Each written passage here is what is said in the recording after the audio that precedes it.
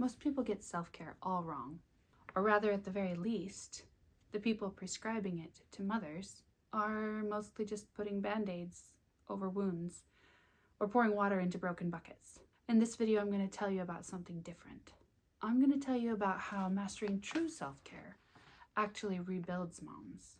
How do I know? Because I lived it. By the end of this, you'll know how to become a new kind of mom, not just the one who makes it through the day taking care of everyone else, and then collapses spent, resentful, overwhelmed, or sad, angry, and lonely. And we're going to talk about why that matters to more than just you. Hi, I'm Morgiana Anderson. I'm mom to 8 kids, and I'm passionate about helping mothers who care deeply about their children's mental and emotional health, happiness, and freedom, not just when they're little, but throughout their entire lives, because parenting is the ultimate long game. If that's you, and you also want a little health, happiness, and freedom while you're at it, you're in the right place. So like and subscribe and stick around. 7 years ago, I was that mom. I loved my family. I wanted my kids. I was grateful that I got to stay home with them and teach them. But I found myself sitting at a church dinner in a fog of exhaustion, holding my baby while tears trickled into my chicken soup. Is this just the way it goes? I asked some ladies sitting nearby. They didn't really have any answers for me. I couldn't leave it there. I couldn't just keep living in misery. I had to find an answer, not just for my own self, but for my children, and I wasn't willing to sacrifice either their well-being or my own. Different answers came as I searched, and they weren't new. Get a babysitter and go out more. Have some me time, some alone time. Get some sleep. Get better exercise. Read your Bible and pray. Go out with friends, fix your marriage. They all made sense. Of course they did. I knew that doing any one of those things should help, and probably would. But how in the world could I fit one more thing on my already impossible to-do list? My husband worked away from home with long and unpredictable hours, and I was already on call 24/7 with my 5 children, homeschooling my kids, helping toddlers at night, nursing the baby around the clock. Literally, the only time of day I sat down was when I nursed the baby. And even then I was surrounded by these small children whom I loved, but they often needed something, and that something was usually me. I felt fiercely defensive of my life, and the judgments that I knew others passed when they saw my overflowing hands. I was aware that I chose it, and I wasn't going to make my children suffer in any way for my choices, but I could feel myself slipping, and I knew they deserved better. I never stopped to think that perhaps I deserved better. I wish I could say that a magic flip switched and it changed all of a sudden for me, but honestly, it did not. I tried all of those things, and it made things worse. No matter how I tried, sleep continued to be broken as children's needs came up at night. But now I felt resentful that they wouldn't let me sleep so I could be a good mom. Time alone. Somehow my little son always heard my alarm clock, no matter how quietly I said it. He would sneak out to meet me early in the morning and want to cuddle and talk, instead of letting me quietly write for a few minutes in my journal by myself.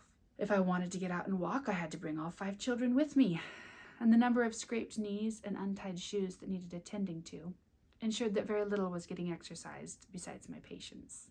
And speaking of exercise, if you haven't tried that at home with 5 little kids, you don't know the despair that comes when every push-up, every sit-up, every cat-cow is an open invitation to play jungle gym, but you don't want to play.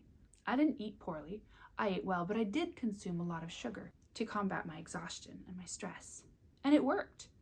I felt the difference. I could handle life under my drug of choice, and it worked at a price. Trying to stop sugar left me without a lifeline, and only a growing shame at my own food addiction.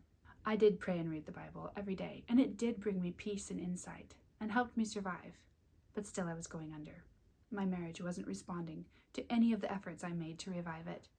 My friends were as busy as I was, or they were in different seasons of life and hadn't a clue. Have you ever felt like that? Overwhelmed and unable to do any of the things that you know you should do to fix it?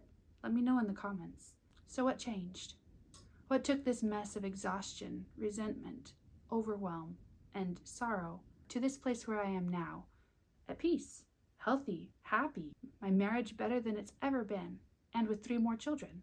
Here's the real secret to mastering true self-care. I learned to mother myself. All that energy and concern that I put into caring for my children, all the skills and understanding that I was building for their benefit, to help them be happy, healthy, and free. That was for me too. I had a wonderful mother growing up, and I'm forever grateful for the foundation that she gave me. But ultimately, as an adult, she couldn't solve this for me. I was the one who needed to step in, to take that little me in her arms and care for me. The foundation was the same as it is for any newborn. I had to start by cherishing myself, by really loving me. Not for what I looked like, not for what I did, not for the number of things I accomplished, or the way I made life easy for anyone. I had to cherish me for nothing except for the bare fact of my own existence. I had to hold that grace for myself in my imperfect attempts as a mother where my failings were so obvious to me. In my post-5 baby's body, stretched and heavier, weaker, and somewhat compromised, but still good and valuable and worthy and beautiful in its own way. I had to take the time to get to know myself again. Just as you pore over each new little baby and listen and respond to their little sighs and cries, opening my inner eyes and ears to the small and sometimes muffled communications of what I needed and wanted, and to honor those moments with a generosity of loving response, even if I couldn't meet the desire or the need in that very moment. That cherishing was what laid the foundation for the true self-care, a care arising not from should or musts or meeting someone else's judgment or standards. Eating right because I should only made me resentful and binge on unhealthy food, almost out of spite, in a twisted way, to soothe myself when it seemed that no one else would. Nourishing myself from a place of love inspired me to make choices that truly blessed my body and brought health and strength. Going to bed early seemed like a punishment when late evenings and nights were the only time that I had to do what I wanted and not be anything to anybody. Taking the time to gratefully rest my mind and body, however I could, made sense when I felt cherished and seen. Taking time for myself or seeking ways to play seemed like a guilty indulgence before, or like something I had to do for my children's sake. So I often avoided it in favor of a mountain of more necessary and urgent tasks at hand. But holding myself in that warm and positive unconditional regard allowed me to ask for a violin, to pick up the imperfect art of watercolor and chalk art painting, to seek ways to weave things that I enjoyed into my times with the children, and to really just laugh and let go and play when I did sit down to do what they wanted. Cherishing me led me from a more anxious, uptight, judgmental, and burnt-out place, spiritually speaking, with a pass-or-fail religious mindset, to one where I felt at home, peaceful and engaged at church and with my spiritual life. I will give you one warning. It also caused a terrible crisis in my marriage, which took us into the depths of hell. But as I stepped more fully into addressing what needed to be dealt with, it brought us out again to a place where our whole dynamic and interaction has rebalanced in a beautiful and more equal way. Ultimately, cherishing myself led me to an immense amount of joyful growth. Sometimes hard, sometimes scary, as I have allowed myself to become aware of interests and desires and strengths I never even saw before. As I've expanded my own abilities and opportunities, I've gained the strength to face those fears and step toward them and find that mostly they're not as bad as I thought. All of those things, all of that self-care was just one more box to check without this. Like an unloved baby will literally just shrivel up and die. With access to all the technical necessities of life, we can't really soak up self-care without that deep foundation of self-cherishing. My children have a new kind of mom.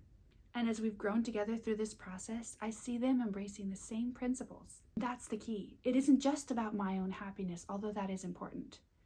And it's not just about the benefit to them of having a happy mom instead of a miserable mom, although that is important. This is a process that ripples forward through generations, hopefully, as we learn and then model for our children what it looks like to be in relationship, to be in family, to be with ourselves, happy, healthy, and free. If you see yourself in any of this, grab my free masterclass below and get started becoming a new kind of mom.